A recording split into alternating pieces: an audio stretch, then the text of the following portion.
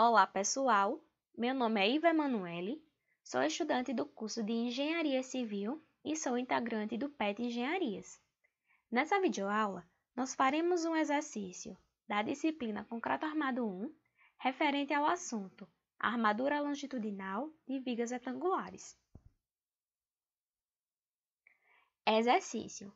Sabendo que a viga mostrada abaixo está exposta a uma classe de agressividade ambiental moderada, dimensione a área de aço longitudinal e faça o seu detalhamento. Na questão, ela vem me dizendo que a classe de agressividade ambiental é moderada, ou seja, a minha estrutura possui um risco de deterioração muito pequeno, e ela é representada pela classe de agressividade ambiental 2. Dados da questão: aço Ca50, FCK 25 MPa, britas número 1 e 2 e estribo adotado de 6,3 mm. Como vocês podem observar, aqui está a representação da viga. Ela possui um carregamento distribuído triangular de 20 kN por metro e aqui está a seção da minha viga. Ela possui uma base, meu BW, de 30 cm e a altura, a questão não me disse qual era a altura. Mas, quando ela não me diz a questão, o chute inicial da altura é 10% do vão. Sendo o meu vão 5 metros, então 10% de 5 é igual a 0,5 metros, que transformando para centímetros dá 50 centímetros. Então, o chute inicial da minha altura é 50 centímetros. Antes de iniciar propriamente os cálculos, eu vou mostrar para vocês como é o roteiro de cálculo para o dimensionamento da armadura longitudinal de vigas retangulares. Determinar o momento máximo e seu valor majorado, calcular a altura útil, calcular a altura útil mínima, calcular o KMD, determinar a área de aço, calcular a área de aço mínima e máxima, determinar a quantidade de barras, calcular o espaçamento, fazer algumas verificações. O primeiro passo é determinar o momento máximo e seu valor majorado. Analisando a representação da viga, que foi dada no enunciado da questão, e a carga que está atuando sobre ela, o modelo foi colocado no F2 e obtemos dois diagramas, o diagrama da força cortante e o diagrama do momento fletor. O diagrama do cortante ele é muito importante para saber onde está cortando, onde o cortante corta o eixo. Porque onde ele cortar e quantas vezes ele cortar vai ser o valor do meu momento fletor e quantas vezes eu vou ter o momento máximo no diagrama do momento fletor. Resumindo, a partir do diagrama do cortante, eu percebo onde está cortando o meu eixo. Eu percebi aqui que é só uma vez, e nesse ponto. Então, quando eu for obter o diagrama do momento fletor, eu vou ter o momento máximo exatamente nesse ponto, e quantas vezes ele cortar o eixo no diagrama do meu cortante. Se eu estivesse cortando em 3 pontos, eu teria 3 momentos máximos. Como aqui só está cortando uma vez, então eu só vou ter um momento máximo. Então, meu momento máximo é representado pelo 32,1, que é máximo exatamente nesse ponto aqui. Como vocês podem observar, é um momento máximo positivo, porque está abaixo do eixo, e é representado pelo valor de 32,1 kN/m. Pelo diagrama, o momento máximo é 32,1, e para majorar esse momento, basta multiplicar esse valor por 1,4. Fazendo essa operação, eu obtenho um momento majorado positivo de 44,94 kN/m. A partir das próximas etapas, eu vou utilizar esse valor de momento aqui, o valor do meu momento majorado. O segundo passo é calcular a altura útil, que é dada por H menos a barra sobre 2, essa barra eu ainda vou adotar, menos o cobrimento, que eu ainda vou determinar também, menos o estribo.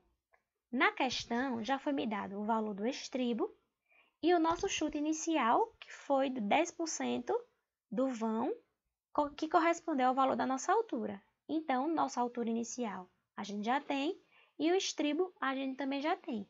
Só precisa determinar agora o valor da barra e o valor do cobrimento. Para a barra, eu observo essa tabela e olho quais as barras que eu posso adotar. Para essa questão, eu adotei uma barra de 10 milímetros, que possui uma área de 0,8 centímetros quadrados. Aqui é a conta, a operação para o chute inicial da altura, que eu já mencionei para vocês. Agora, só falta eu determinar o cobrimento. Todos os outros parâmetros eu já tenho. O cobrimento, ele é o maior valor entre o valor definido na classe de agressividade ambiental e o máximo diâmetro das britas utilizadas. Para a classe de agressividade ambiental, foi mencionado no início da questão que ela seria a classe de agressividade ambiental 2. Então, para a viga e pilar, que no nosso caso aqui é uma viga, eu tenho que o cobrimento nominal é 30 milímetros. As britas que foram dadas na questão, que foram utilizadas, é a brita número 1 e 2, sendo o máximo diâmetro da brita 2 igual a 25 milímetros, então eu tenho que pegar o maior valor entre 30 e 25, que no caso é 30 milímetros. Transformando esses 30 milímetros para centímetros, eu obtenho o cobrimento de 3 centímetros. Agora que eu já sei todos os parâmetros que eu devo saber para poder calcular a altura útil, só é colocar esses valores na equação que eu obtenho a minha altura útil, que deu 45,87 centímetros. Após o cálculo da altura útil, devo verificar o valor da altura útil mínima, porque se o D mínimo ele for menor que o D, significa que a estrutura não está no domínio 4, e isso está ok. Se o D mínimo ele for maior que o D, a minha estrutura está no domínio 4, então eu tenho que mudar a base ou então a altura da viga. Para o D mínimo, eu preciso do momento majorado, que eu já tenho, a base da minha viga, que eu também já tenho, foi dada na questão, e o FCD, ele depende do concreto. O FCD é o FCK dividido por 1,4.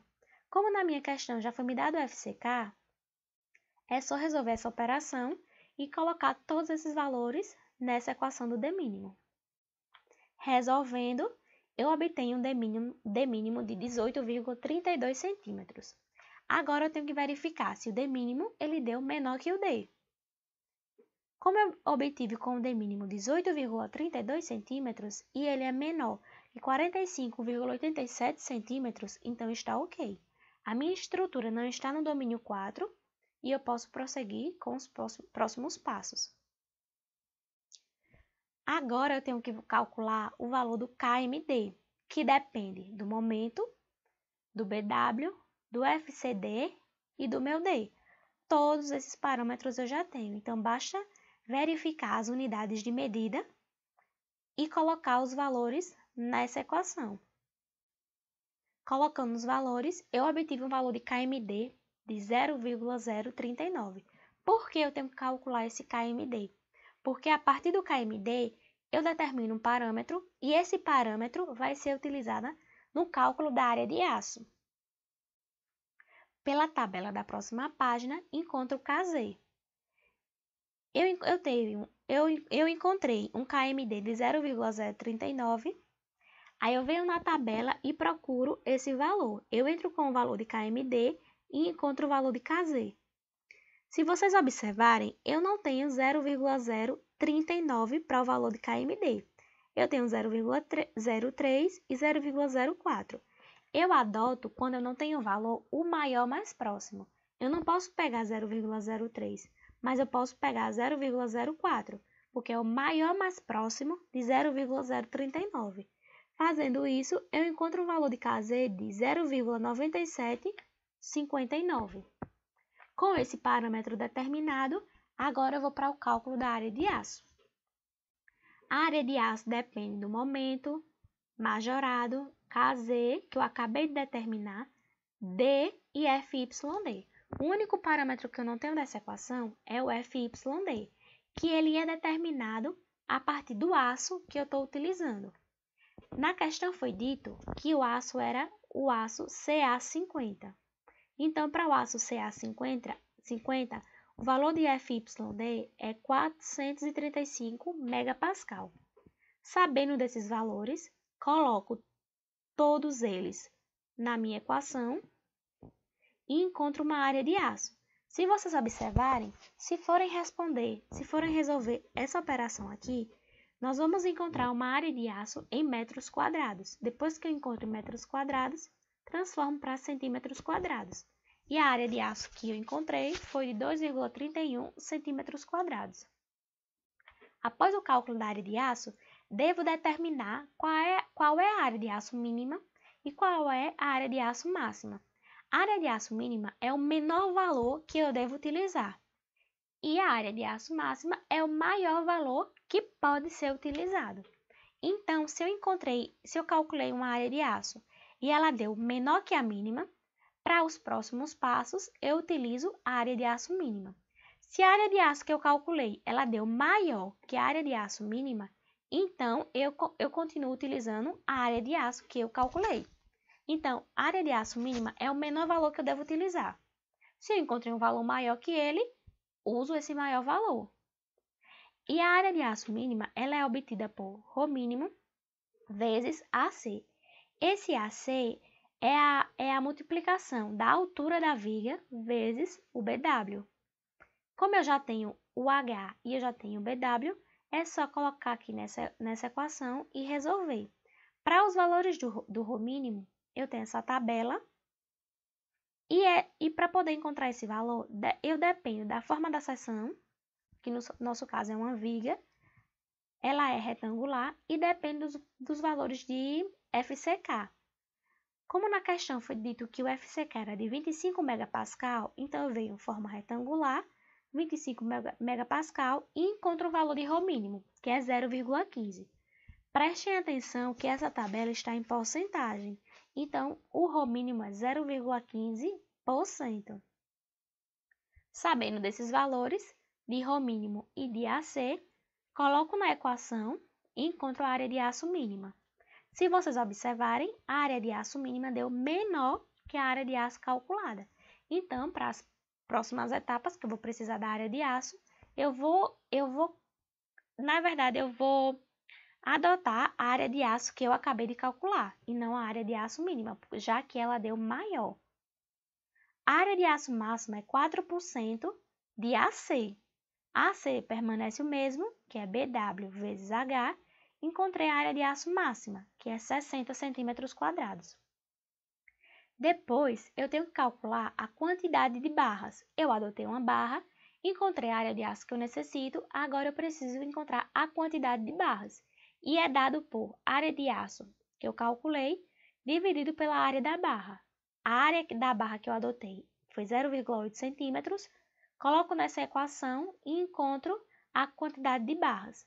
Sempre que o valor der quebrado, não der um valor inteiro, arredondar para o maior mais próximo inteiro. Então, de 2,89, a minha quantidade de barras deu 3 barras. Agora eu faço o cálculo do espaçamento, que é dado por BW, menos 2 vezes o cobrimento, menos 2 vezes o estribo, menos a quantidade de barras, vezes a barra que eu adotei, o diâmetro da barra que eu adotei, dividido pela quantidade de barras, menos 1. O espaçamento, ele vai ser a distância de uma barra até a outra. Eu tenho todos esses valores. Coloco todos eles para centímetros e encontro um espaçamento de 9,87 centímetros. E não paro por aí.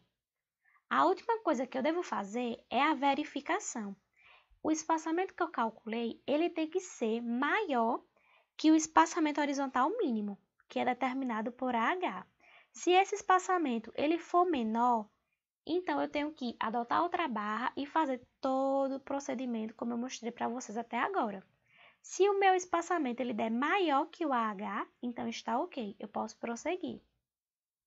Esse AH ele é determinado por maior ou igual a esses três parâmetros, 20 milímetros, transformando 2 centímetros, esse valor aqui é padrão, 20 milímetros. Diâmetro da barra, a barra que eu adotei foi de 10 milímetros, então 1 centímetro, e 1,2 vezes o diâmetro máximo do agregado. O agregado que a gente está utilizando é a brita, e o diâmetro máximo da brita, que no caso foi a brita 2, que foi a utilizada, é de 2,5. Então, 1,2 vezes 2,5 é igual a 3 centímetros. Pega o maior valor entre eles e vai ser o valor do AH. Então, o meu AH é igual a 3 centímetros. Como vocês podem observar, o AH ele deu menor que o E. Então, está ok. Eu já calculei a quantidade de barras, a barra que eu já tinha adotado e a parte dela calculei a quantidade de barras e o espaçamento. É só fazer agora o detalhe final, que é o desenho. Eu vou possuir uma armadura longitudinal de 3 barras de 10 milímetros com 9,87 centímetros e elas estão aqui na parte de baixo, 3 barras de 10 milímetros. E por que elas ficaram na parte inferior? Porque pelo diagrama do momento fletor, o momento positivo ele está abaixo do eixo. Então, como eu estou fazendo a armadura longitudinal de um momento positivo, ela deve ficar aqui embaixo. Esse aqui é a armadura longitudinal que a gente calcula. E aqui em cima, 2 barras de 6,3 milímetros, que foi dado na questão, 6,3 milímetros. E nessa videoaula, nós não calculamos a armadura transversal, calculamos apenas a armadura longitudinal, que foi as 3 barras de 10 milímetros com 9,87 centímetros, como vocês podem aqui observar. Bom, pessoal, esse foi mais um vídeo aqui do canal do PET. Fiquem ligados nas nossas redes sociais e nós esperamos que vocês tenham gostado do vídeo.